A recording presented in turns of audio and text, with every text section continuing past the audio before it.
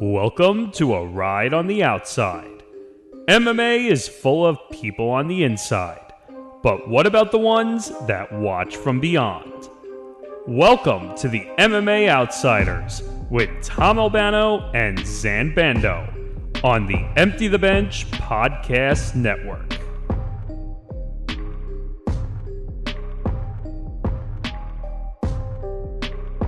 All right, it's another edition of the MMA Outsiders here on the Empty the Bench Network. I'm Tom Albano, that's Zain Bando. Zain, we had a little history. For the first time in MMA Outsiders history, you know those polls I put out at the end of every UFC card where we go great, good, meh, and then poor? Every single time I have put those polls out, great or good manages to be the top or at least tie for a top answer. For the first time ever, the fair meh category ended up winning in clear fashion. And sadly, that is pretty much the picture.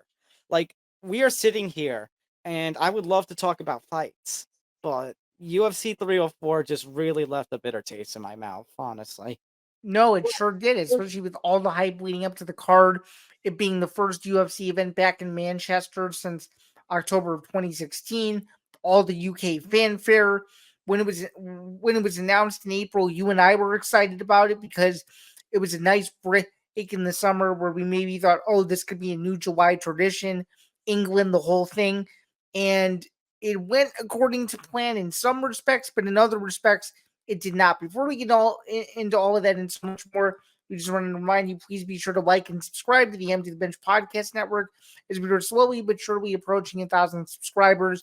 Very, very happy with all of the different kinds of content we're putting out, especially with this flagship show, ETB Sports, Bando's Breakdowns, Puncher's Chance, Game Changers, all the stuff we have going on. It's very, very busy and then some. So if you could do us a solid, give us a like on this video, hit the notification bell, subscribe. It could really help us out as that reminds the algorithm to continue to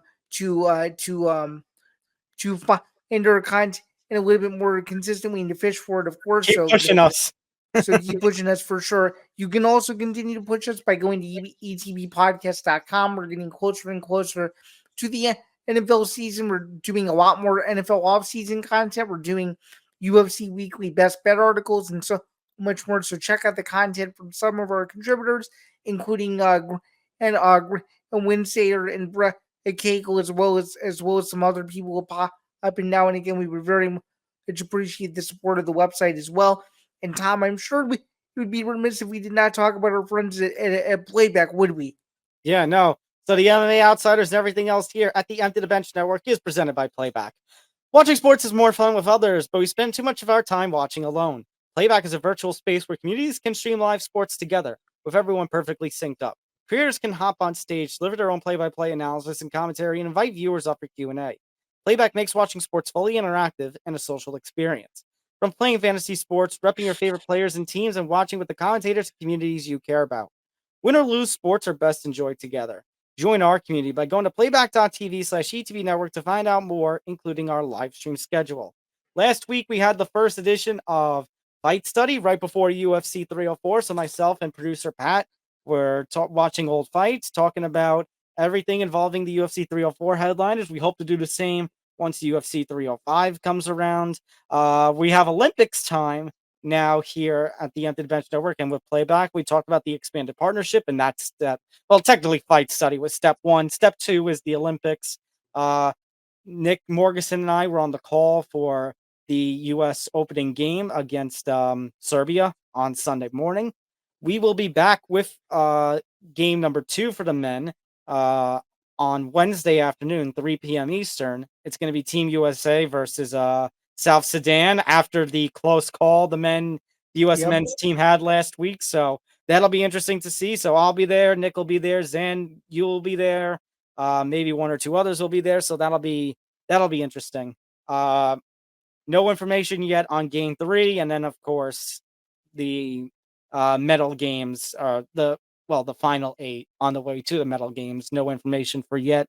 So stay tuned for that. So A lot of ETB content coming over to Playback. But let's get started, Zain.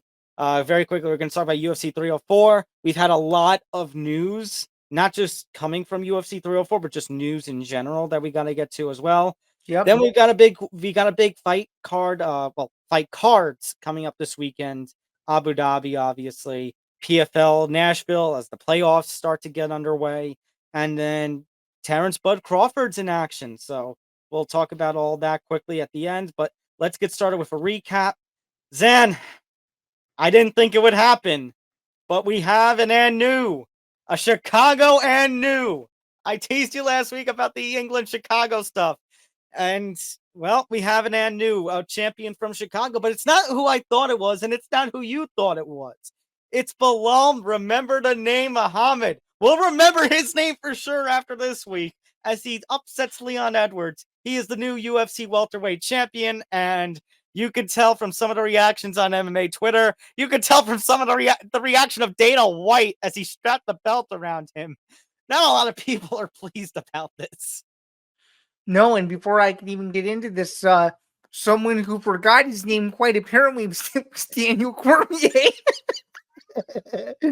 My goodness. Leon Edwards. I mean, Belal Muhammad, everybody. If that literally, Sam, that was the cherry on the you-know-what Sunday that UFC 304 was. Yeah, I think I laughed myself to sleep after he said that. What about you? I don't think it's as funny as Joe Rogan slipping up on Nurmagomedov, but right, yeah. that one's a classic to me. But yeah, I mean, look, producer Pat and I were proven wrong a little bit. We said if Belal Muhammad came in with the kind of same strategy that he was going to have against Leon Edwards the first time they faced off in their no contest, it would go bad. And we said it would go especially bad if he tried for the striking battle that he did at UFC 280 when he beat Sean Brady.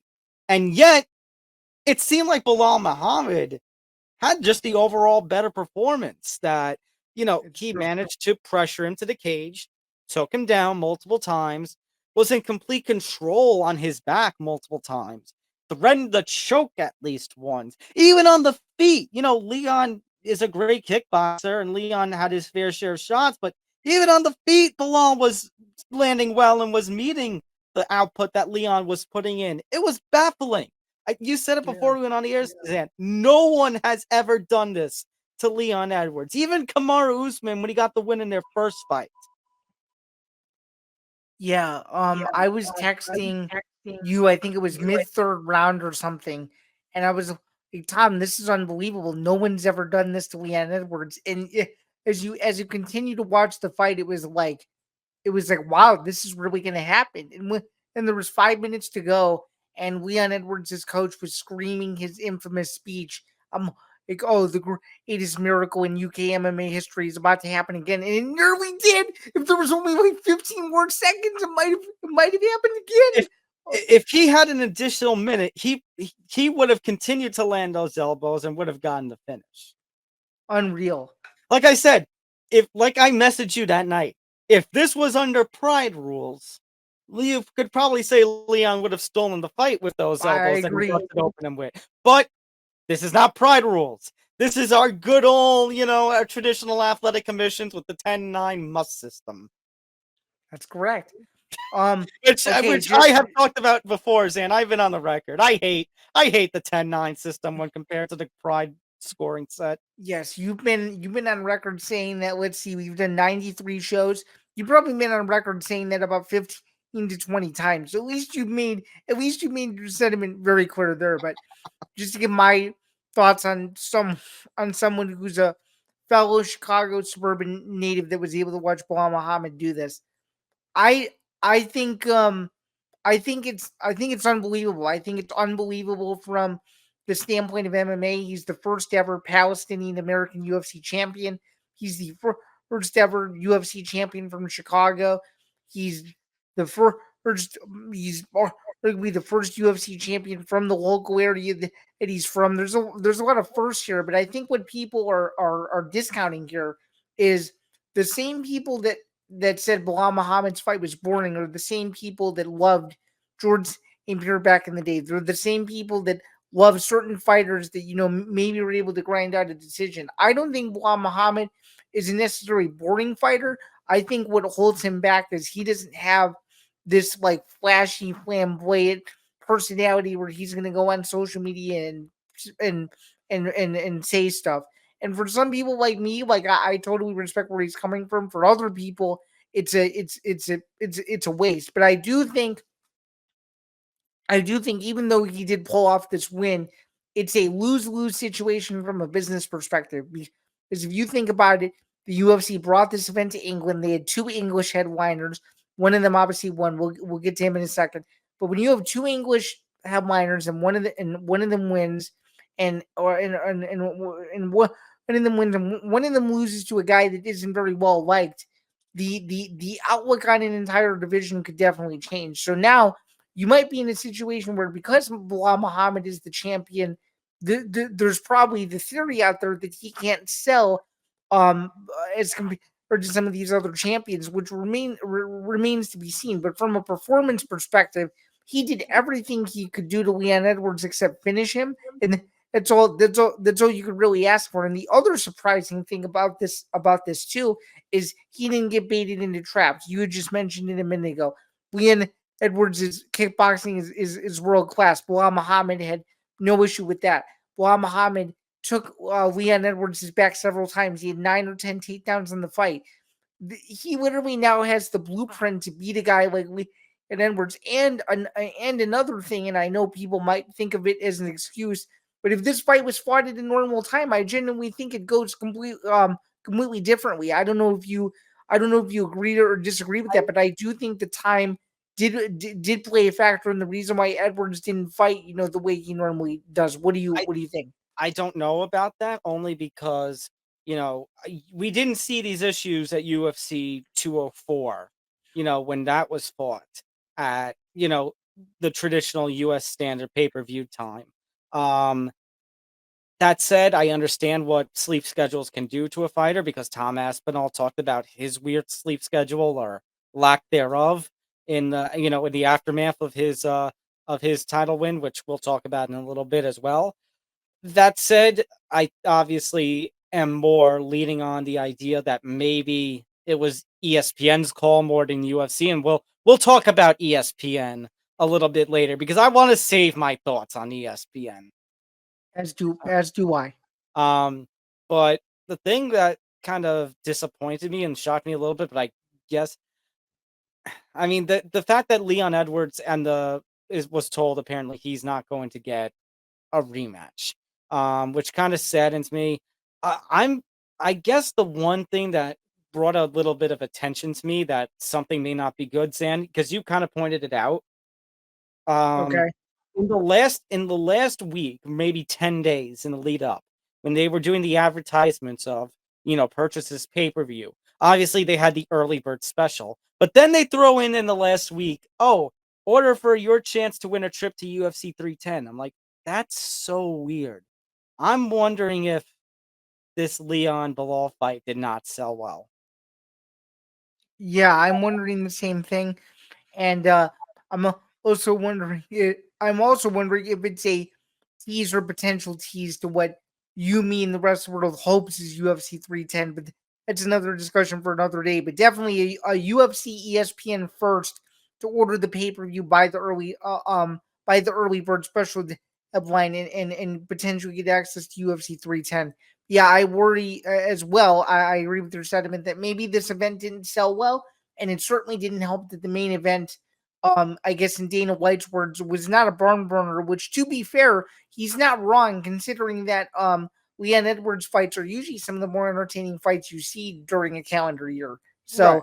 I mean, again, this is no disrespect to Belal Muhammad. I'm just saying that, as people who have followed the sport for as long as we have, we understand what a good performance looks like. But if I'm someone that's just starting out and watching the sport, I'm I'll be turning up my TV going, that's what a UFC championship fight is supposed to look like. I'm sure that there were some people that had that literal exact opinion that I just said. So then, what do you think of him not getting a rematch? I think it's ridiculous. By the way, speaking of, this is the same Dana White that claimed 8 months ago that Leon Edwards has had a better welterweight title run than George St. Pierre. That's the thing, yeah. That's ridiculous, especially because I don't think he had the 2 successful title defenses last year, and then this attempt, which obviously failed. This one wasn't exactly a great fight.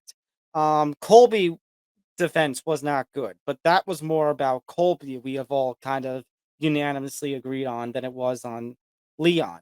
And if we're gonna go to the trilogy, if we're gonna crap on Leon Edwards losing to Belal Muhammad, what does that say about Kamaru Usman and the fall off he's had the last year or year or two, ever since the head kick? Oh, he's totally fallen off. What do you think?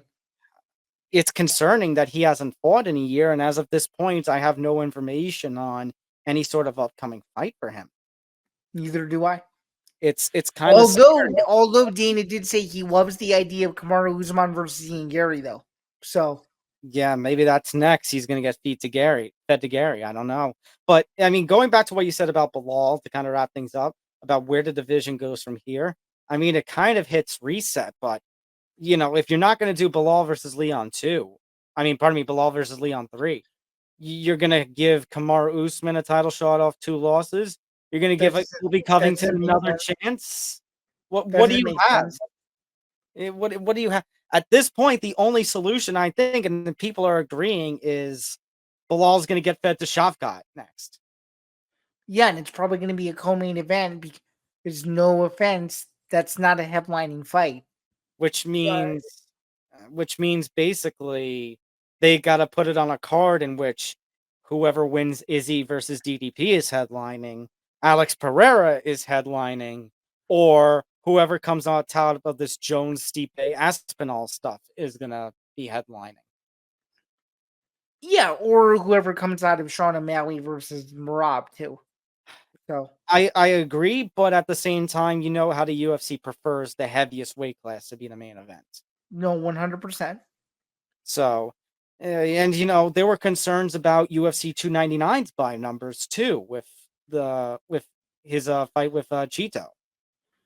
Right. One final point to wrap this up, something that I don't think people are fully understanding is we clearly just went through the options at welterweight. And Tom, I don't understand how the UFC has a layup here to make this rematch when clearly Leon was and still is one of, if not the biggest star still in the division, and you're just gonna pass on him because he's lost 1 fight in 8 years. That's what I don't understand. Zain, I'm gonna pull this out because I'm actually gonna be in agreement with you on this. Here's what you do: you make the trilogy fight, and you say, okay, Leon had the hometown advantage and he failed. We're going to do this in Chicago now. We're going to give the hometown advantage to Belal. I think a lot of people would show up for that. As someone who lives here, I think a lot of people would be very interested in both people flying in from Europe and people who are here. And it's a perfect reintroduction to the sport for people who maybe haven't been to a UFC event in Chicago or in 6 or 7 years. For them to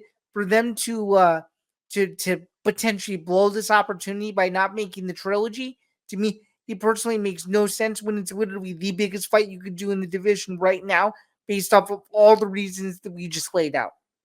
Yeah. I don't understand. And maybe it's because they want a fresh matchup. But Tom, are we really clamoring to see Shavkat out wrestle Belal Muhammad for 25 minutes? Are we really I would really prefer, because who was Shavkat's last opponent? I don't remember off the top of my head. Because has he fought since the Stephen Thompson win? I'm looking. I'm kind of blanking. No, he hasn't fought since Stephen Wonderboy Thompson. So we're really gonna give, I've tried to defend Stephen Wonderboy Thompson and got crapped on, but using that logic, are we really going to give that guy a title shot off wins over Jeff Neal and Stephen Wonderboy Thompson? I think he needs one more fight. Why not have Shavkat face a Kamaru or a Colby? Because that would guarantee him the title shot next. As he should. And they're both technically former champions, with Colby being the former interim welterweight champion. So why not you just do the trilogy fight? Basically, there's going to be no rematch after that. So then if Shavkat wins against Colby, a Kamaru or a Colby, he's guaranteed to be next in line at that point. 1,000%. But we all know what the UFC is going to do. They're going to avoid Chicago again, like they always do, and they're gonna stick to what they know best, which is thinking they know what markets to cater to when sometimes they don't. And they're gonna give Shavkat versus Belal as a co-main event on a card that's headlined by a major star, and unfortunately Belal is going to become a second story again, and that's really disappointing considering what he's worked hard to achieve. That's what I'm clearly not a fan of, considering that if we want to sit here and call ourselves Belal Muhammad advocates, what we're trying to do to give him a Shavkat fight, potentially not as a main event, is not what you do to try to sell a new champion. And of course, the UFC is going to do whatever they want. Sorry, Zain, but especially when, the welterweight division is as damaged as it is at this point. Because I know you could talk about Ian Gary all you want. I've been on record. The last 3 performances of Ian Gary have not impressed me at all. No, and you don't think you don't think his last fight was good either? Against Michael Page, it was okay, but nothing that screams to me he's going to be a future champion. Yeah, I don't think so either. So there's questions there. But who knows? Maybe if Michael Chandler gets knocked out by Conor McGregor in December, Conor's going to get the title shot next. You never know. By the way, given that it would be Conor's last fight on his deal, he would have to go with the bang of some sort, right? Yeah, so I guess at that point, just feed him a division that needs a little bit of a boost, I guess, because that's what the UFC would do, now wouldn't they? And of course, they would be hypocrites, and they would literally make a division if Conor asked them to at this point, considering that they're running out of options. So, well, let's go to something a little more happier. One of the only positive headlines to come out of UFC 304 is Tom Aspinall. Quick finish of Curtis Blades. Tom Aspinall, and I kind of said it, on the fight study with Pat. Tom Aspinall has not lost a step since, he had the injury a couple of years ago. It was almost 2 years to the day that he had the injury. And now here he is retaining the interim heavyweight title against Curtis Blades in Manchester. So, awesome for him. And calling out John Jones right after the fight. In a post-fight interview with Megan O'Leary afterwards on the YouTube channel for ESPN MMA, he later said, the plan right now is still Jones Stipe. I'm willing to wait because one of those two names, he said that would do everything for me. But then he added, John doesn't want to fight. I'll just take the championship. It doesn't have he's not wrong. He's not wrong. I mean, he clearly knows what his ceiling is. He's the greatest UK heavyweight that the UFC arguably will ever have. He knows that he only has this small of a window of opportunity. So he has to be very strategic when he goes about this, because one wrong move and his whole reputation, if you will, could be at stake. So he's trying to calculate this as best as he can. He understands that there's a business venture at play here, but I have to say Tom Aspinall has done everything and more to prove to me, you, and everybody else that he deserves a title shot at some point down the line, whether it's against John Jones, somebody else, a rematch with Blades for the undisputed title. He will get something at some point, but I think, and this is just me personally, if you want to prove yourself against the best, I'm sorry. I understand that there's this whole adage that you got to clean out a division. The biggest fight that can be made in the UFC right now with anybody not named John Jones is Tom Aspinall versus Alex Pereira. Yeah, it's going to be really interesting to see, obviously Alex Pereira, it seems the direction he had that little teaser, little phone call with Dana White. It seems like he may have to come to the UFC's aid again for one of these cards at the end of the year. But at this point, if he does that and he wins against Ankalaev, then you're going to have an Alex Pereira situation where he may force his way into heavyweight. And then who knows what happens from there. But I'm wondering at this point how much What longer. would you? What would you? What? I'm sorry, I didn't mean to interrupt. What would you like to see out of this whole mess? What do you want to? What do you want to see? I'm one of the few people who don't mind a John Jones Stipe Miocic matchup. I don't either.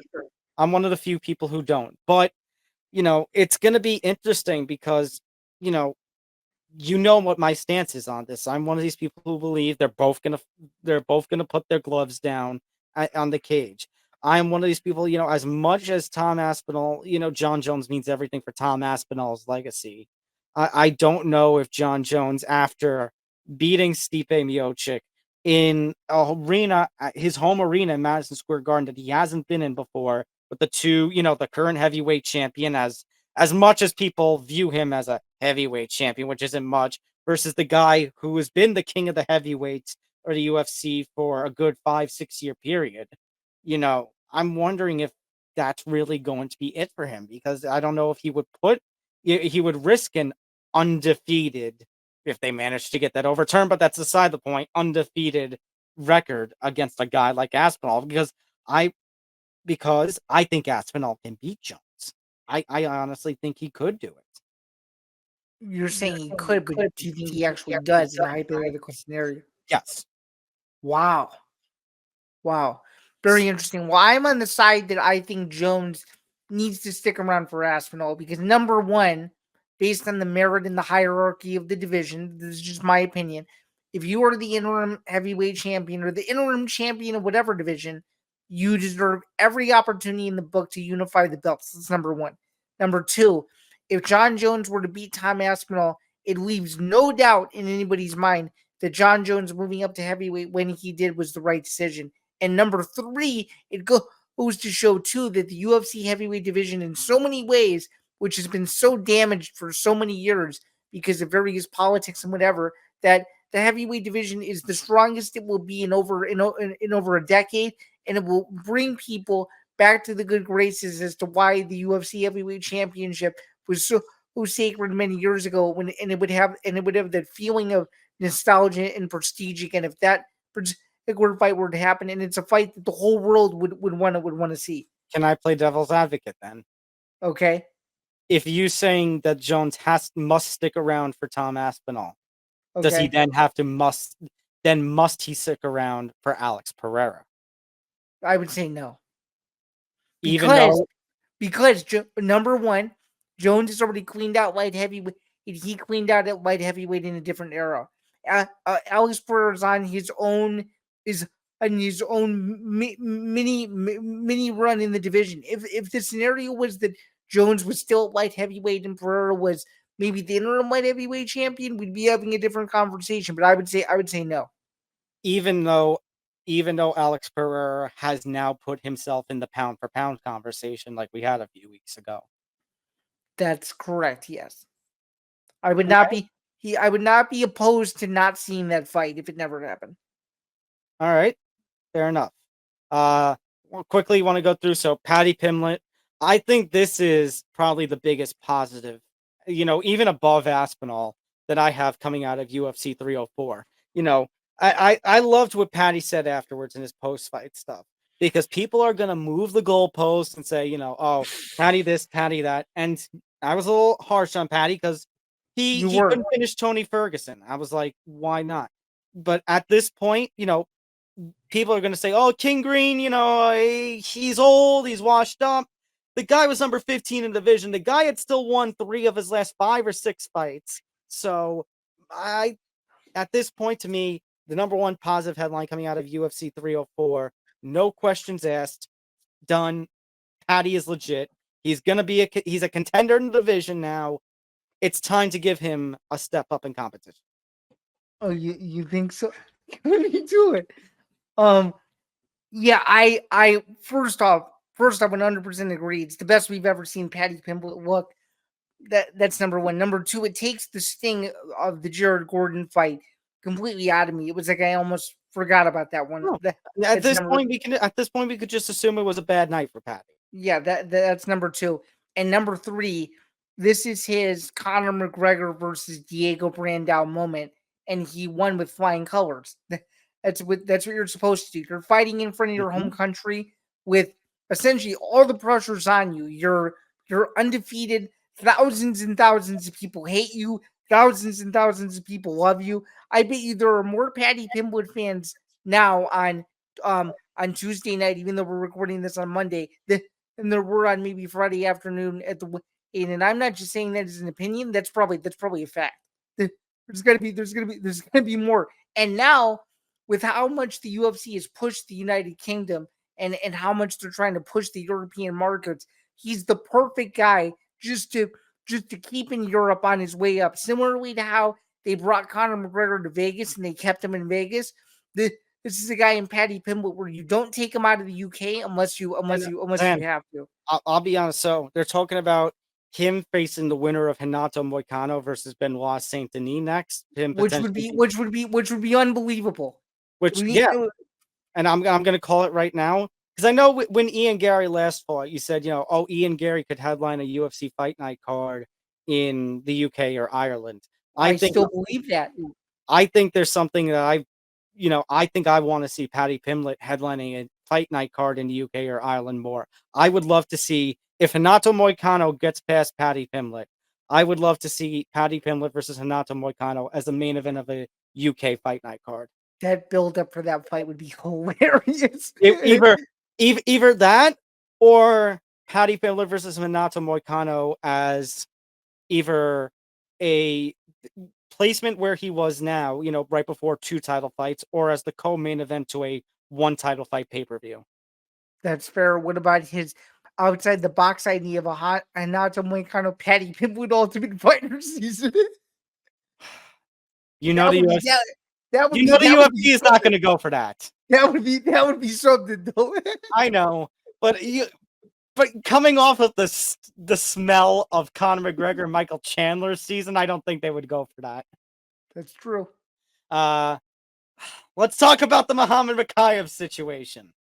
So, all that build up, all the craziness of it's main card and now it's prelims, headline prelims, back up to the featured prelim, and then the opening fight of the TV prelims. After all of this crap, all the security needed for that fight and fight's entrance, even before the fight. That's what we got from Mokaev and Cup. That was it. Did you think after the near fight before the fight that somebody was going to get finished in 40 seconds? Yes, and then they both did nothing but feints for the first round. I know. Look, the fight was crap. There's no doubt about it. The fight was terrible. Mokaev clearly won, but the fight itself was terrible. And the thing is, and I'm already going to preface this before we get into the conversation about Dana's comments at the post-fight and him not getting a contract like that. He knew coming in, he said he knew that he needed to put on an exciting performance in order to get a title shot. So why did he come out and fight like that? I don't know.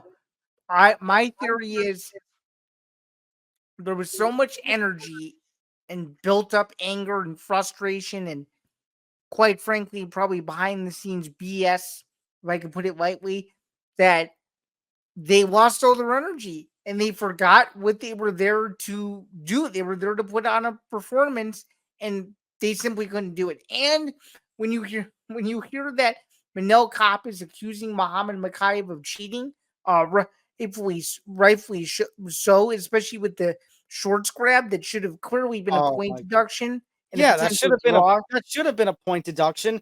I think the fact that Mokaev did that and then showed disrespect to a guy like Mike Beltran. I think he should have been. I honestly think he should have been disqualified. I don't know if I would say disqualified, but if he had done, he definitely deserved at least a 1 point deduction. So I don't get what happened there. And if, by the way, if I'm gonna show disrespect to a referee, why would it be to freaking Mike Beltran, who you have seen be he's so jacked up and everything? Like, what the hell are you doing? And he's super intimidating. He's a guy that you don't want to mess with. No, I would be scared to be in a dark alley with Mike Beltran there. Oh, I think a lot of people would. Maybe not Alex Pereira, but I think a lot of people would.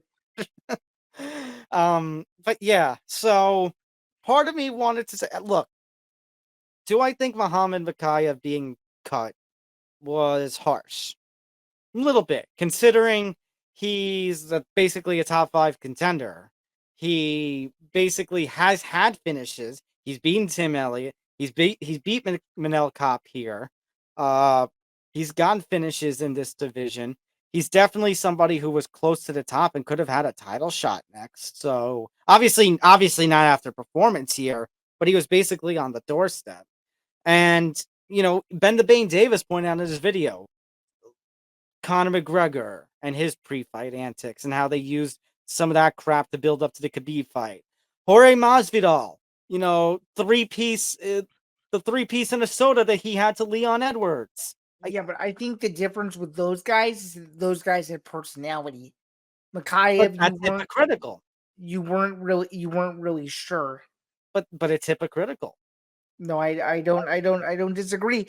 Especially when you're trying to build up the UAE region, that's a bad look. Yeah. So now obviously Dana makes those comments about, oh, he can go over to the PFL, even though the PFL doesn't have a flyweight division, and good luck. Now, and by the way, I'm one of the few people that actually believes that Makhachev isn't boring. In fact, I'm the same guy that commented on one of his first Instagram posts that blew up, saying that Makhachev was going to be a future champion, and he reposted it. He thought it was the coolest thing ever. Yeah. I think the fight sucked, and I think that Makhachev doesn't help himself in terms of his business antics. He's not a good business person, or the people he surrounds himself with, his agency, whatever, aren't great business people. So a report came out. I mentioned Ben Davis. A report came out from Ben Davis about supposedly Makhachev may have had interactions with the PFL before his contract expired after Saturday. And basically that's why the UFC basically was like, the UFC's answer was basically, if you're going to do that, then go be with them, and basically didn't negotiate. Before we started recording, it's not true. It's not true. Right. Right before we started recording, that came out. That Makhachev was like, oh, that's not true. So I don't know what to make heads or tails of this. Because the other thing is Helwani. You know how much of a fighter advocate Helwani is. Helwani basically is like, is not defending. Is not going against the UFC cutting him, which smells of something. Like, why is Helwani not defending him?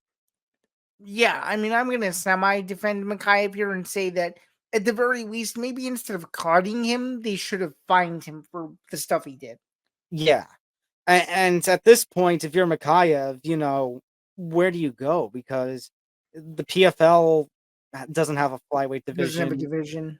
Bellator. One championship we don't know the future of. One champ, right. Bellator, they tried a flyweight division, and they haven't done anything with it since the draw in that first title fight. Right.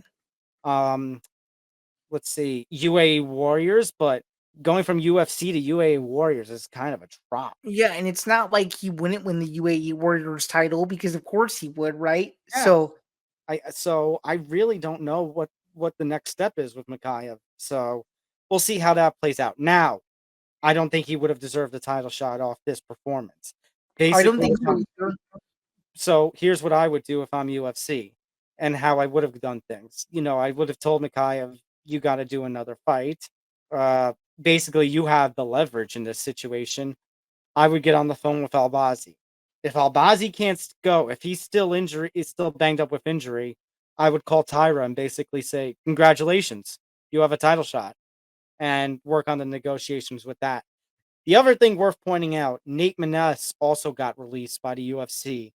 And Nate Maness was supposedly told, he mentioned this in a tweet, that, he was told that despite his finishes, he didn't have enough exciting style, which has now sparked a little bit of opinion that maybe the UFC is attempting to dismantle men's flyweight again. Because Dana hates flyweights. We know that. Yeah, I don't know if I would go that far, but I would say this is the UFC's annual cleaning house right before the Contender Series, and a couple of these cuts aren't very popular. That's really all that it is. And I disagree. And don't get me wrong, I disagree with most of them.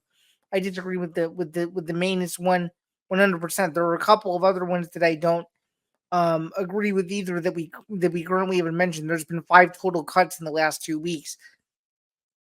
I don't know. All I know is that when you cut a young prospect like that, who's unbeaten and has so much potential, and he has no idea where to go, that's a bit of a problem. And I mean, I understand thousands of people think he should have been cut, but given that angle of it, I don't know. I'm still sticking with my sentiment that he should have just been fined.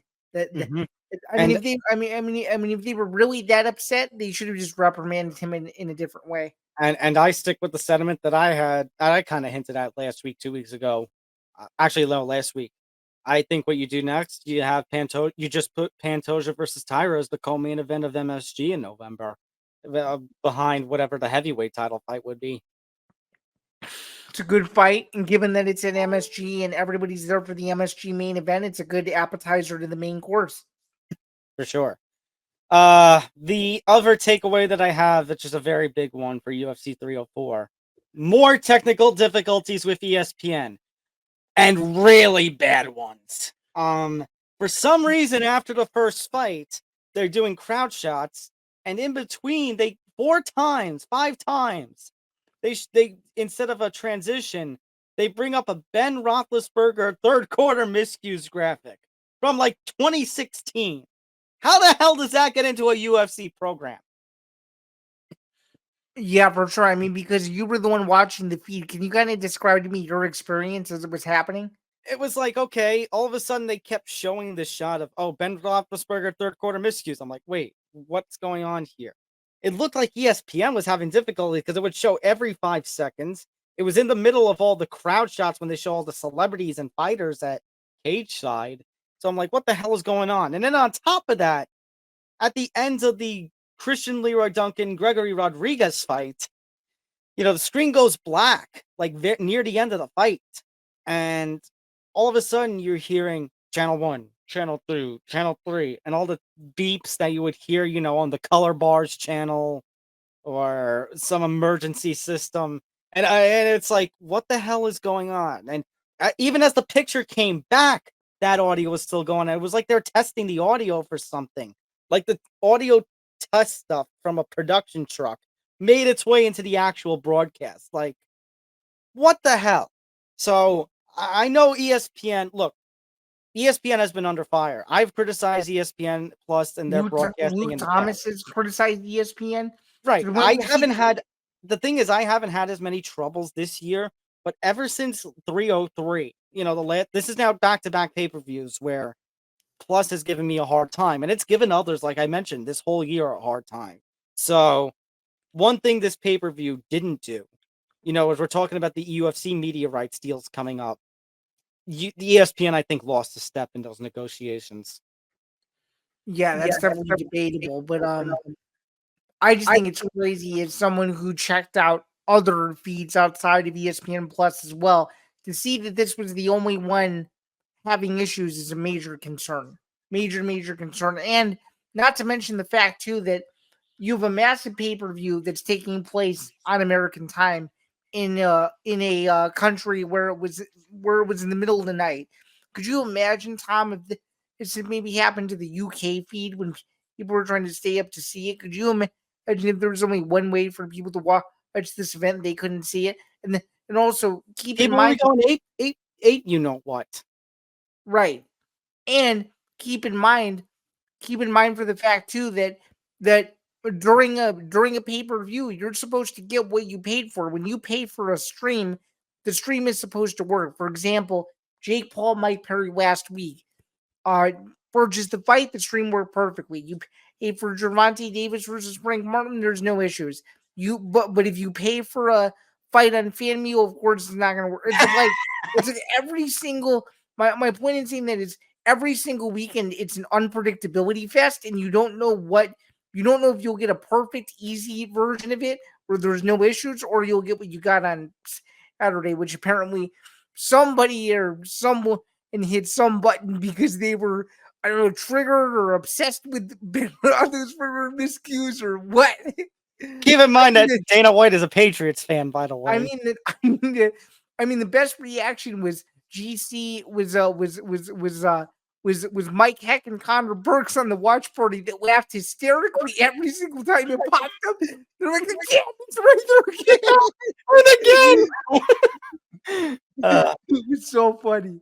That actually might have been the most entertaining video outside of the entire card itself just being very okay. I know. By the way, speaking of, to wrap things up for 304, your thoughts on Dana White? We kind of alluded, going scorched earth, basically saying it wasn't a barn burner. Belal trained with Khabib. You got what you got what you was expected. His comments about Makhachev, as we mentioned, I mean, typical Dana White. From that to calling out the guy to asking about the Palestinian flag, which to me was a very just read the room, like not a very good question. I don't know about you, but I didn't even know what the guy was talking about when he yeah, I didn't notice anything about that, but maybe that was the UFC cameras not catching it for better or for worse. Yeah, but then he uses that to go ape what over the media, which I can't stand. So right, look, this was classic Dana White being pissed off. Yeah, he was not classic him being pissed off, and he was pissed off because Belal won, and he was pissed off with the Makhachev stuff. Well, not only was he pissed off that Belal won, he was pissed off because he literally built the card around two English superstars, and one of the guys didn't win. Mm-hmm. It's pretty obvious. So look, I'm sorry. This definitely takes the case. I thought that 302 and 301 and 302 were, and 302 especially. I think 304 has topped this. I think Patty and Tom saved it, but not enough. I'm gonna go C-. This was terrible. This was not good. I'm just gonna go C. I think Aspinall beating Blades was enough for me to make it an average card. If the fight was boring, or if Blades had won by like a DQ or something, or which is fair, but also 7 straight, and Dana mentioned 7 straight decisions, some of which weren't even competitive on the prelims. That's true, but I do think at least getting one decently exciting co-main event was enough for me to make it a C. But a C- is absolutely justifiable. You could even probably go as far to say this was a D level card. I was gonna say I'm trying not to give it a D because I'm trying to not take Dana's stuff into consideration. But like I said at the start, I'm just left with such a bad taste in my mouth. I think you and I can agree. This is the worst pay-per-view of the year so far. Yeah, this one man, I might put this under PFL versus Bellator. Like at least that main card had excitement to it. Like this was not good. Yeah, that's not a bad argument. I would say strictly in terms of UFC, this one goes number 1. Then I'm not sure if you agree with me, but I think UFC 297 would be under that. What do you think? I think 297 was kind of the middle for me. Of the 7 UFC pay-per-views we've had so far, I have it as the average. And is the best one UFC 299? No, I have 300. Okay. I think 299 is number 2 for me right now. And then what's number 3? I'm curious. Probably 298. We have the same. We have the same number 3. I was just checking. But yeah. All right. Let's get to some news quickly. Islam Makhachev. So we talk about situation. Zain, the second half of the UFC's calendar year, ever since the Conor pullout, that things have just not gone. Things have just not gone their way, and it continues. And this is another wrench in the plans. Obviously, you and I were hyping up 2 weeks ago Islam versus Arman. It's going to happen. UFC 308, and He I don't doesn't have know. to do the PSA anymore if Islam's not going to fight for the rest of the year because of a torn ligament. I know. Did we? I don't know. I worry that we were the ones that jinxed the fight, but that's either here nor there. So what do you do in this case? Actually, you know what? I know we're at the time, so I don't care. I'm calling out MMA Twitter right now because one thing I cannot stand is going through MMA Twitter on these posts, and reading, oh, he's the lightweight John Jones, he's inactive, and everything, he needs to be stripped. Okay, first of all, if this is an injury that is going to take him out for a long time, yeah, then he can be stripped. But it seemed like, maybe he would be ready to go January, February. And to say that he's inactive and everything, I'm sorry. Number one, that's insane. When he defended the title twice last year. Now, I gave Islam a little bit of crap about, he never really defended the title against a true lightweight until Dustin came along. But if I'm not mistaken, Islam Makhachev versus Alexander Volkanovski in February of 2023 was the 2023 fight of the year. And then he takes Volkanovski technically on 10 days notice because Oliveira has the freaking cut over, in the sparring. And then for them to throw, the UFC was trying to capitalize on Dustin Poirier getting the win over Benoit Saint Denis and give him one last title shot. That's why he got the title shot at UFC 302 in New Jersey at the start. And coupled with the fact that Justin Gaethje got knocked out by Max Holloway. By Max Holloway, right? So I'm sorry for these people to do this and say he's inactive, and especially for some of these people, not all of them, but for some of these people, after the comments, people were defending Islam Makhachev. When Dana White was doing his, I'm trying to find the PG word for it. Let's say sucking up to John Jones at the last two post-fight press conferences. I'm sorry, it's such hypocrisy. Yeah, well said. I mean, there's not much more to it that I can add other than if you're on MMA Twitter, follow legitimate sources and don't follow bots with profile pictures of professional fighters, and I'll leave it at that. I'll leave it at that. That's really it. Because if you tune out all of those other people that you had just mentioned, then it would be less toxic. But because engagement rules the world these days, of course, people are going to just say things that are outlandish, and then you get exact rants like yours. You are 1000% right. And last I checked, you can't control whether or not you get injured or not. An injury is an injury. Right. So, which is kind of why I say the things about John Jones, but that's never here or there because that's going to get questionable too. But obviously they need a plan, and it looks like they're not going to go with the interim title defense route. Which, by the way, I don't know if they can afford to do because Oliveira's coming off a loss, even though he's the former champ. We just mentioned Gaethje's coming off a loss. Poirier's coming off a loss. They got Mateusz Gamrot, who's the only one in the top 5 outside of Sarukian who has a win. And he's booked against Dan Hooker next month. What happens if he loses that fight? Like the lightweight scene, as talented as it is, and as much as we hyped about it and everything, it's nobody has earned a title shot right now outside of Armin. It's clogged. That's all it is. So they need a different plan. And it seems like, yesterday, from the time that this is being aired, so today in the time that we're recording this, Ilia Topuria versus Max Holloway is in verbal agreement for a UFC 308 featherweight title on the line. As some reports have gone out, they were unable to find an arena in Spain that would accommodate the UFC until Q1 of 2025, but the UFC was not willing to wait that long. So it looks like Ilia Topuria versus Max Holloway is now going to be the main event of the Abu Dhabi pay-per-view. It's a good consolation prize. I'm down for it. Fight needs to happen, and I think it's going to be one of the greatest featherweight title fights of all time. I'm looking forward to it. It's going to be fun. We talk about how Ilia, how maybe Ilia, is trying to get a little too big for his britches early. He's trying to show himself as, he wants to be on the path of greatness at featherweight and be the greatest featherweight. He's got the win over Volk, But He's I have not. said He's just genuinely confident. That's what right. Well, that's what I think. And almost and in this sport, you need confidence these days. Otherwise, nobody else is going to believe in you.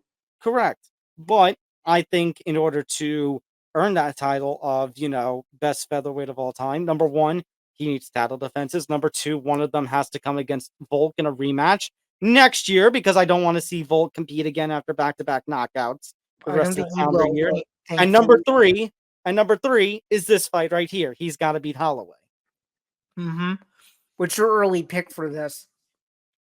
I think Max Holloway regains the featherweight crown. Yeah, I do too, and it sets up the biggest rematch in years. For sure. That's what Um, that's what I think. And to add insult to injury, I think if this fight, just I'm not going to jinx anything, but if this fight doesn't happen for whatever reason, the landscape of the featherweight division is going to get weird really quickly, and I'll just leave it at that. for So sure. All right.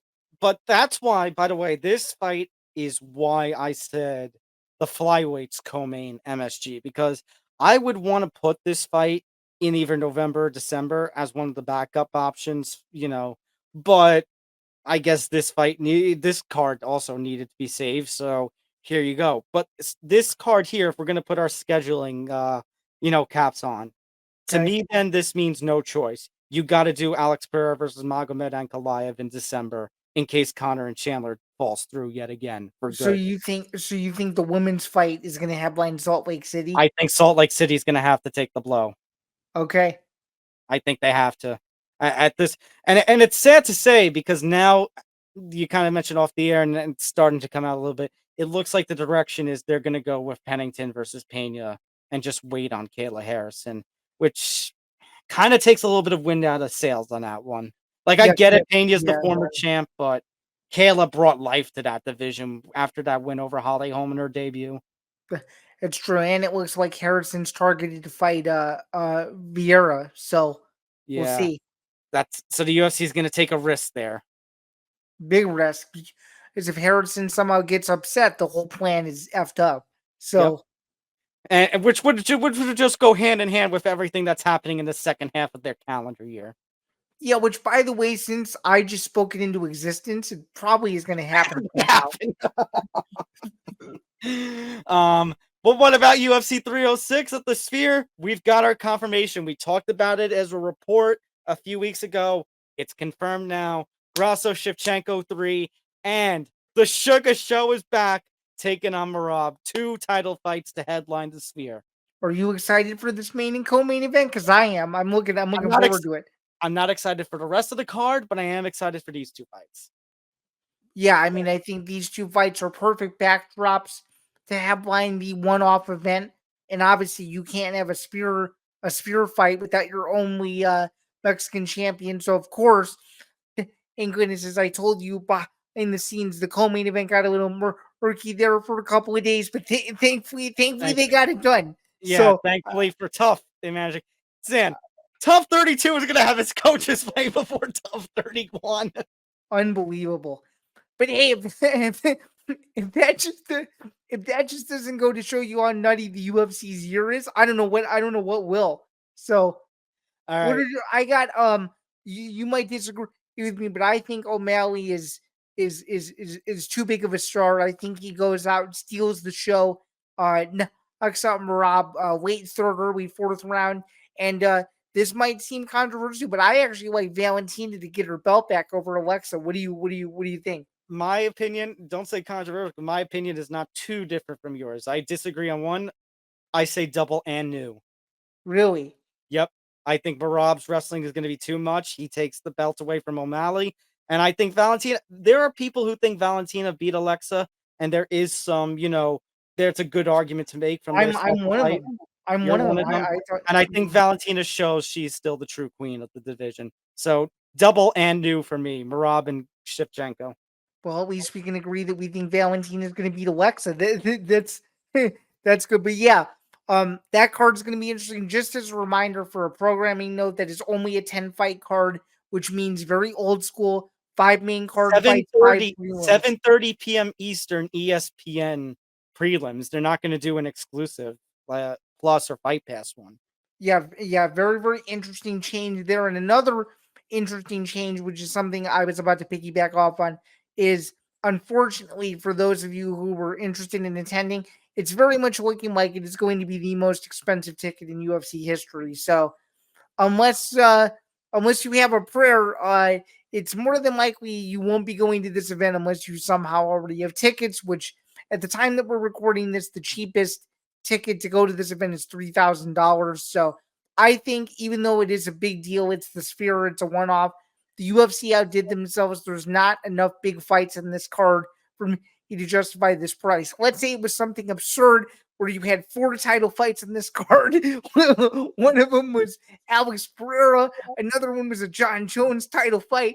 Then you somehow had McGregor and Chandler, and then you had the main event. Yeah, that's and the screwed up part, Zain, is people are buying this, which means, the UFC is not going to come down on their prices. So, like when we complain about the prices at Madison Square Garden come November, or if they can ever find a date for that, the prices are going to be ridiculous for that card. And it's like, at this point, if I don't get a media credential, why the hell am I going to spend $3,000-$4,000 on a ticket? You can't. Which means I lucked out. Which means I lucked out by going to UFC St. Louis. That's the that's the conclusion. That's the conclusion there. So and the screwed up part is like 302. I'm kind of glad I didn't go to, because again, the ticket prices just weren't worth it. We just talked about how bad 302. How average to bad 302 ended up being. Right, and then just to quickly follow up on that too, on the same night, which we're gonna get to in a second, you have a major boxing match between Canelo and Edgar Berlanga, which is 3 times less than this that you could go to for an affordable price. It's ridiculous. It's honestly ridiculous. We sometimes, it's unbelievable. Zain, I mean, PFL gets crap for being a TV product, where they don't sell many tickets. The way the UFC is going, it feels like the UFC is going in the same direction, and yet people are buying the tickets. I think the only reason I can give you is you slap UFC on anything, people are obsessed with it. It's gotten to the point where the brand is bigger than the fighters, and the only way the only way we can change it is like you and other people keep promoting the fights and not the brand. And that's the sad part about it, because you say that, and yet you have the tweets from Dove or Dovey, basically saying, actually you mentioned the text message before about how the UFC might be at one of its lowest points right now in terms of watchability. Yep, it's sad. You know what? I was going to go to the media rights story for Dana. Let's go to the MGO one, since you brought that up, because you brought up the Canelo fight. You mentioned the Canelo.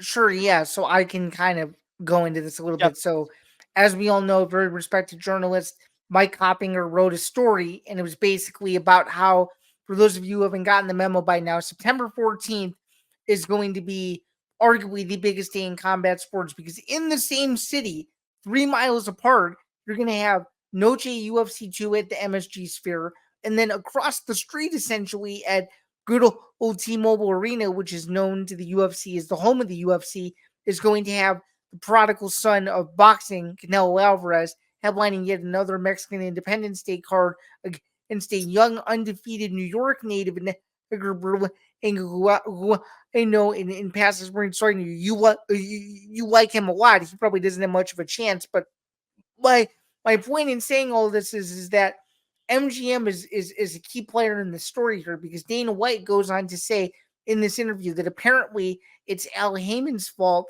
that the boxing event still got the date of September 14th. Now, I don't know who to believe, because when PBC was reached for comment and on this particular story, they didn't really say much about it, but I think it is fascinating that the imbalance of power, if you will, and Al Sheikh being directly involved in both sides of the coin now, both in boxing and in MMA, makes this whole money money power dynamic is just very, very unique. And as someone who likes both sports, a little bit uneasy because I think that both events should be celebrated. I just think it's unfair to take away fans on the same night who would rather watch both at separate points, myself included. No, I agree. And I'm confused because MGM, before the T-Mobile Arena, MGM used to be prime UFC Vegas location.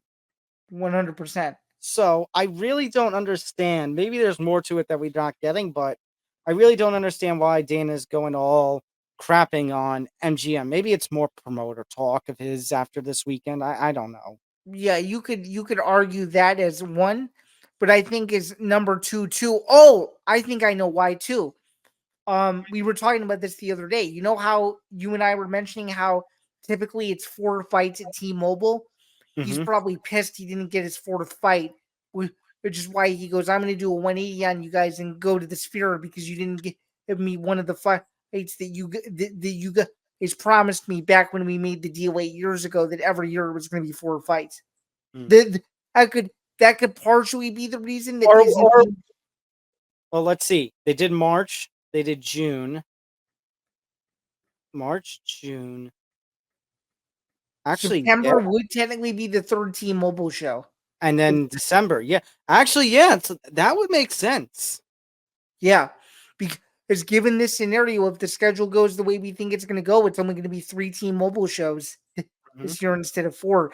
That's probably the underlying reason that he didn't want to fully get into, but now it's sort of making sense. Still, though, from a boxing perspective, if they knew that the UFC had that date, they should have put Canelo on the following weekend because then there's no UFC. But you know how Canelo is. He likes to fight on the Mexican holiday cards. I know. What do you given that we know that this is potentially the scenario? What would you have done in this case if you had the power to do anything? If I had the power to do anything, yeah. Like which one I would go to? Well, no, not more. But which one would you go to if you were given this scenario? You were like, hey, there's this conflict. They're both going to happen on the same day, but we want one to take place on one day and one to take place on another. What would you do? I mean, I would agree with you in trying to maybe move Canelo, but I think basically what you could do, or what would be a big win to make this a true big day, try to have it so that way one goes on, at one time and before the main event of the other, so people can just flock over to the other arena. That makes the most sense to me, and I guess piggybacking off of the question you were about to ask me, yeah, which one would you go to if you had the choice to go? If I had the money, I would go to the UFC Noche, the Noche card. But if I have to play realism and say, I have to go based on my budget, it would going back to what we said before, it would be the Canelo one. Which one would you rather cover if you had a media credential? The UFC one. Yeah, I would say UFC for me, but let's say UFC wasn't an option, or let's say I got into one but didn't get into the other. I would probably you would probably still go to the other one, right? I'd have to say boxing. Yeah. All right. The other Dana comment from this past week. He's teased that the next UFC media rights deal, because obviously media rights is a very big conversation right now in the sports world. WNBA just had a big media rights deal. NBA has a big media rights deal, and now Warner Brothers is suing. So media rights is a big conversation right now, and the UFC's is coming up very soon. And Dana mentions he teased the possibility of maybe, there's going to be more than one broadcast partner this time around. And like I mentioned before, given what's happened with the UFC and ESPN this year, and given all the production issues, I'm getting worried that maybe ESPN is losing ground. Yeah, it's an interesting take. I did a more extensive video on a Bando's breakdowns bonus clip. So to summarize, I think it'll eventually be 3 platforms for the UFC. I actually think despite the ESPN Plus issues, I think it's going to be this. It's going to be ESPN Plus exclusively for the numbered UFC events. It's going to be Amazon Prime exclusively for UFC fight nights. And it's going to be Netflix exclusively for the Ultimate Fighter, Dana White Contender Series, shoulder programming, and then as an olive branch to that, you bundle it all with UFC Fight Pass, get the whole thing for one large fee, and you get every single UFC event. What do you think happens for the cards that would be, because you mentioned UFC fight nights? Because now how fight nights are structured on the current ESPN deal, you have TV fight nights and you have ESPN Plus exclusive fight nights. Do both of those go to Amazon Prime, or would you see maybe a situation where one of those basically, for one of those, we go back to the old days and we have Fight Pass exclusive cards? It's the latter where I think you get Fight Pass exclusives for certain fight nights. Yeah, I I wouldn't do. mind that. And given that Fight Pass is the main source to watch the UFC in other countries, it would just be uniform that way. That's Fair what enough. that's what I think. I know people would probably be upset with that because multiple streaming platforms, but if you're a sports person like you and I are, you already have Amazon Prime Yep, where you're going to get the NFL games. You might already have Netflix to binge watch shows. I do. So Yep. so that wouldn't be much of a bother. ESPN Plus, like we mentioned, we have ESPN Plus already for UFC. So I could understand people being bothered by it, a situation like you're putting out, but you know, I guess I'm not for most of it, but like I've mentioned before, unfortunately being a fight fan is an expensive hobby. For sure. And then I guess another alternative, they'll do what boxing did, which is put select UFC pay-per-views. This is just a pipe dream, but you never know, they could do it. They'll put select pay-per-views on PPV.com where it's where it's buy where it's buy the fight, get the fight, no subscription needed for certain events. I think that's a bit of a pipe dream. You are right. But No, I know. You never know. Considering that boxing with all of these different streaming services, where PPV.com is going in that direction, where they want to get as many boxing fights as they can, and it's working. Because all people have to do is go on the app, buy the fight, and the fight works perfectly, and nobody has to worry about any extra fees. So it is. I give that credit. Speaking of pay-per-views, one last news thing to talk about. We got to quickly go through here. Francis Ngannou has told Joe Rogan the PFL debut is coming this year. He will face Renan Ferreira. It seems like the Bellator Chicago card, according to a press release we've received, is no longer going to happen in October.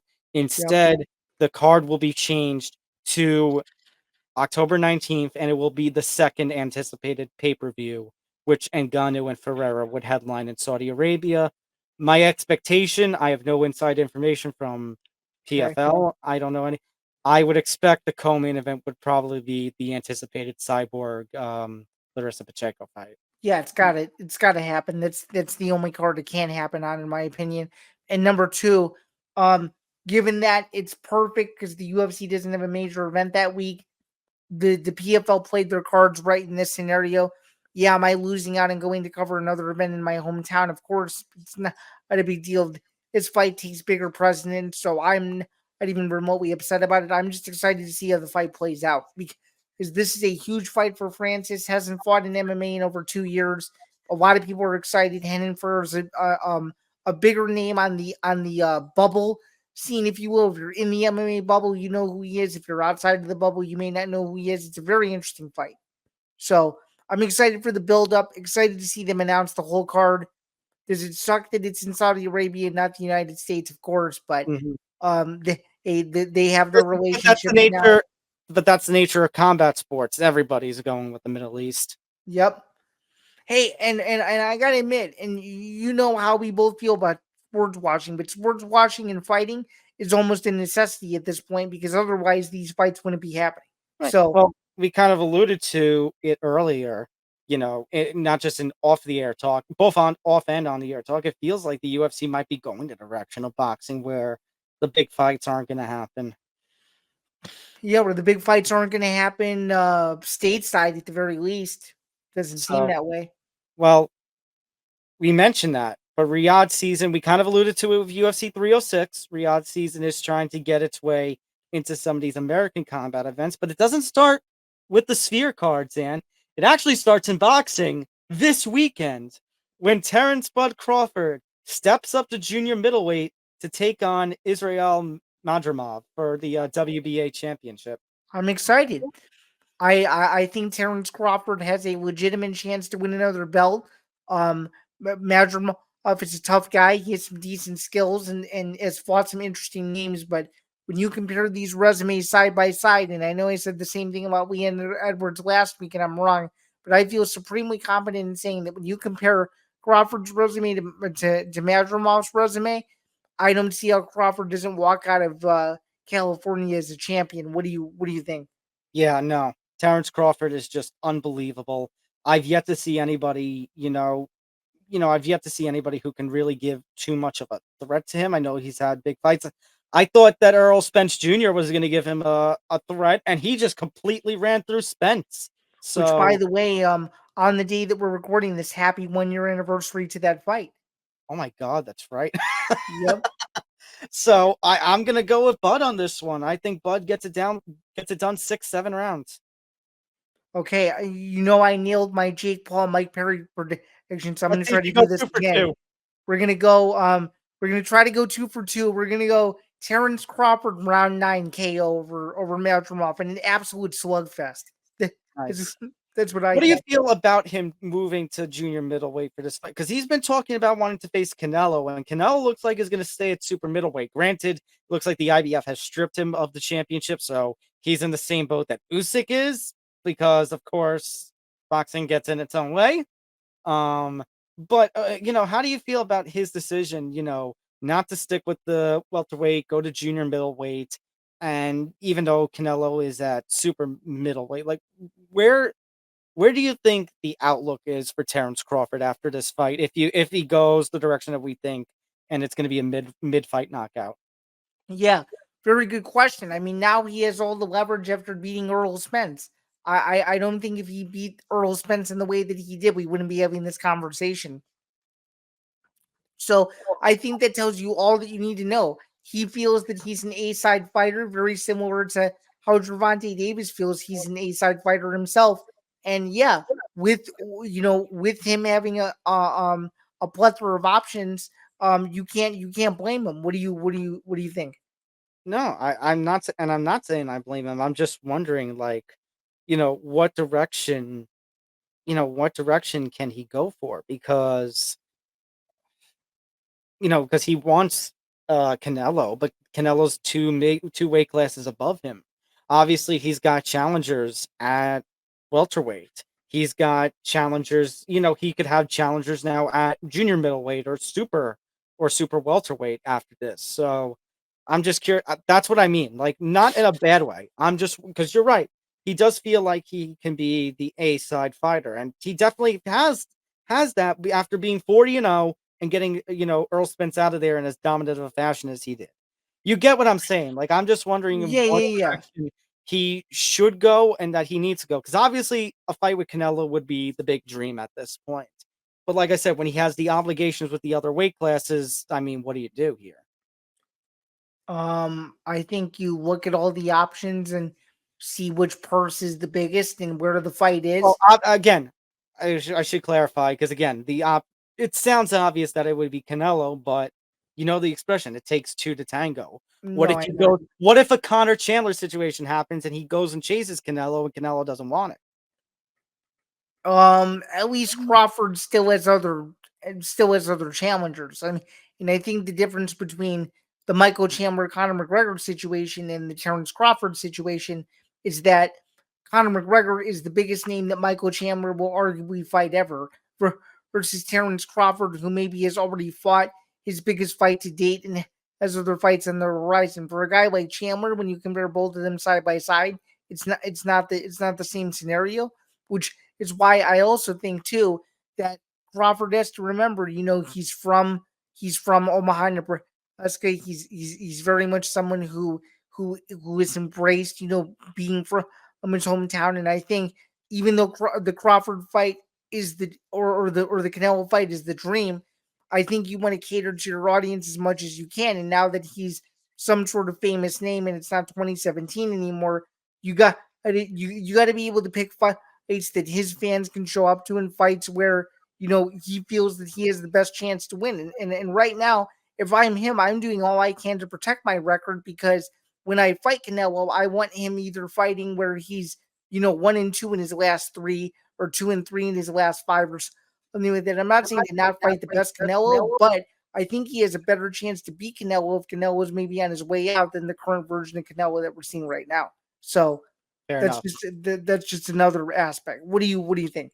No, I think it. I don't think I have anything to add. I think you nailed everything right on the head at this point. I tried. Thank you. All right. UFC is going to be in the Middle East. Meanwhile, they're going to Abu Dhabi. They're going for a fight night. Obviously, they have the pay-per-view later in the year, but they're going to have a fight night this weekend.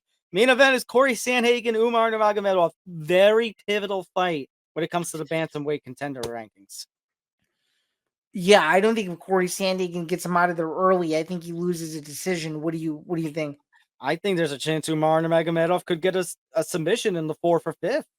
Yeah, there's a good chance. And also, another thing that happened before we started recording is Umar Nurmagomedov is looking to retire around 33, 34 years old. So his shelf life is not very extended at the present moment in time. He still needs to work towards a title shot. So every fight from here on out is crucial. Correct. Sorry, Zan, to interrupt, but although after this weekend, the thought of him winning Umar and Merab Dvalishvili winning in the Sphere is probably going to give Dana White nightmares. Oh, yeah. Absolutely, because you already know the bigger fight is Umar versus Sean O'Malley. So yeah, and the grappling heavy fest that Umar versus Merab could be. Yeah, for sure. And I just think Sandhagen going into enemy territory just was bad news. And and to add to that, this is a fight he didn't need to take, but he took it anyway. That's what I don't understand. He could have waited. There's a lot of things in MMA this week, Zan, that I don't understand. MMA math does not make sense for this fight. You know it, I know it, and the rest of the world knows that. So, but Zan, sometimes these things happen in MMA. It's very true. Gus Johnson circa 2011 or something. The clip that everyone just tries to not exist anymore, and I have it saved. Not a good quality, but I have it saved, so it always manages to surface here. Literally. And the big question that we failed to ask ourselves is, where does Kevin Lee fit into all this? All right. That's right. Enough memeing on our part. We need to get out of here. So let's preview the PFL playoffs. Stage 1 in Nashville, Tennessee. Which, by the way, shout out PFL. They did a parody of I did see that. It was hilarious. Yeah. Con Night Joe. Con Night Joe. I think that was for Jenna Bishop. Like it was, yeah. Yeah, it was. Yeah, shout out Carissa Maxwell for her brilliant work on that. That was very very impressive. Maybe, I mean, it's good. This is a good card. I can't wait for PFL Nashville. Like, this has my attention just as much, if not more, than the Abu Dhabi card this weekend. Like, for those of you who are looking for the best card in terms of quality, keep your eye on Nashville, because you got a couple of excellent, semifinals for heavyweight and women's flyweight to kick off the PFL playoffs, and a very good early card. The main event, though, is going to be Dennis Goltsov taking on Timothy Johnson in one of the semifinals. Yeah, I mean, this is definitely interesting. I mean, Tim Johnson briefly fought in XFC back in May and looked very, very impressive with the quick finish. He took a short notice fight for the second round of the regular season. Right. Won his fight in big fashion with a big finish. So when it looked unlikely that he was going to even make it to the playoffs because he was taking, he only had one fight in the season. And now here he is as a semifinalist. Yeah, it's pretty wild. I don't know, man. The PFL postseason is always crazy. We had it with Jesus Pinedo a couple years back, where I called the upset run that he went on in the postseason last year when you didn't even believe me. I'm not going to go as far to say that Tim Johnson can beat Dennis Goltsov, but without question, this will be the toughest fight of Dennis Goltsov's career if it makes it out of the first round. What do you think? Yeah. I think Dennis Goltsov, I'm going to say Dennis Goltsov gets it done in the first round, but if he doesn't get it done in the first round, it might be trouble for him. For sure. I'm going to pick Goltz off of the weight first round TKO finish, but this is a fight where you definitely don't want to be going to the bathroom or getting a snack because this is either going to end really quickly or it's going to be the most exciting 15 minutes you've seen in quite some time. So for sure. Co-main event. Linton Vassell actually getting a second chance. He was ranked number 6 after the season, but injuries have resulted in him getting a shot here in the postseason, taking on Oleg Popov and Zain. I talked about it when we were covering the second half of the PFL season. I think Popov's a dark horse. I think he's a legitimate threat to this championship with his grappling ability. yeah, and given that Vassell's taking this fight on short notice, I smell bad news as well. So I'm gonna actually take Popov, but this time we're gonna go a little bit more conservative. It's going to be by unanimous decision. Maybe Vassell takes a round or so, but he's gonna have to do something very, very masterful in order to somehow pull off this upset. Because I think personally, just like you, that whoever, well, I'm just gonna say it, whoever wins the other heavyweight semifinal, in my opinion, is going to eventually become the PFL champion. But if Popov can make it to the final, whoever is on the other side of the bracket, it's not gonna be easy. So no, not at all. And I'm gonna go Popov by decision as well. Although I'm gonna give a take. I think there's gonna be 2 30-26 scorecards. I think it's gonna be 30-26. Wow. Okay. I think he's gonna get at least one 10-8 round in there. Okay. Interesting. All right. Women's flyweight side, you got Dakota Dacheva continuing her run. You know, she won the women's flyweight title in PFL Europe last year. She's looking to win on the global stage. Here she is in the playoffs, number 1 seed, taking on Jenna Bishop. I think this was seeded incorrectly. I actually think I'm going to go with Bishop in the upset here. I just think that Dakota has not fought the same level of competition that Bishop has, and this is no disrespect to Dakota. She can't control who she fights, but something tells me that Jenna Bishop is very quiet, non-committal attitude, not really buying into the Dakota hype is going to pay dividends for her, and I actually think she wins a split decision. I think it's definitely going to be a test. I think this is going to be a really hard fight for Dakota Dacheva. I think she will manage to get a decision win. I think it's going to be a split. I think it's going to be really close. So you agree? So what you're saying is you agree? I agree. I'm going to go the other way, though. I believe in Dakota. I was just saying you agree with the fact that it's going to be a split decision, though. I think it's going to be a very close fight. And I think, Zain, as much as this is the 1 versus 4, whoever wins this fight is going to have some danger because of all the PFL Nashville cards. This one excites me. And I think the winner of Dacheva versus Bishop is going to have a hard time with this one. The winner of Taylor Santos versus Liz Carmouche to open the Nashville main card. I can't wait for this one. Yeah, I can't pick against Liz in this spot. No. We've already seen Tyler Santos in a huge title fight before. Did not beat Valentina Shevchenko in a very controversial decision there. I just think that Liz Carmouche has been a veteran of this game for so long that she's going to show that she's the best women's flyweight outside of the UFC and one of the best women's flyweights of all time. Period. So yeah, no, she's definitely in the top 3 of the current state of the division interpromotional wise, because obviously you have Grasso and Shevchenko in there. But ever since she's left the UFC, she been dominant in Bellator and the PFL. I mean, Zain, technically she's still a Bellator champion. She is going to, at the rate that she is going to be the double promotional champion at women's flyweight. Yeah, which easily tells me that she'll probably, well, now that Kayla Harrison's with the UFC, you can make the argument that she will be the biggest female star that PFL Bellator has. So yeah, absolutely. I think this is going to be a very competitive fight, but I'm going to go with Carmouche in a decision. So you're going to say Carmouche versus Dacheva in the final? And I think Carmouche beats Dacheva in the final.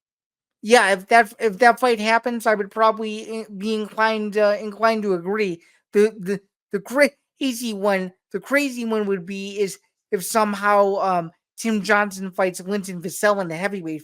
And although that would be nuts. That would be a mess. Bellator people would love that though. Oh, for sure.